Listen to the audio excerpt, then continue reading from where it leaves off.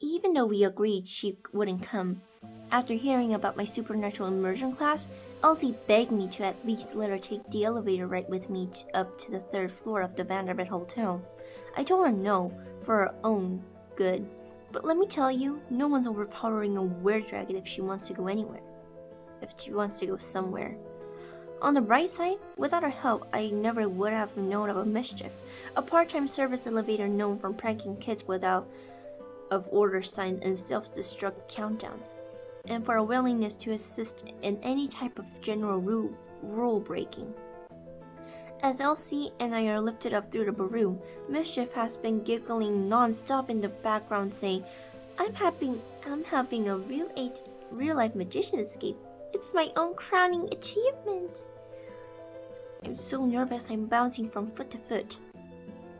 If I don't come back, you have my permission to add my Moonstone badge to your Vanquish collection. Think about the bragging rights you'll have at the next convention. You can make all the jokes you want, says Elsie. You're forgetting again that I can see how worried you are. Mischief says, now entering the Vanderbilt Hotel. About 10 seconds later, the elevator drops and the doors open up inside the closet of an empty hotel room. I'm confused for a second, but then I realize it makes sense to have a secret entrance like this. Our elevators aren't exactly open to the public. Be careful, says Elsie. I will, I say. Thanks for coming with me. The second I step off, Mischief squeals, Magician on the loose! Elsie quickly mashes the button to shut the doors and they both drop down out of sight.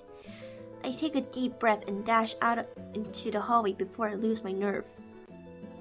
When I reach room 307, I spend forever standing in front of the door, trying to gather up the courage to knock. Also, how are you supposed to greet a fellow magician? Is there a secret handshake or something? I knock.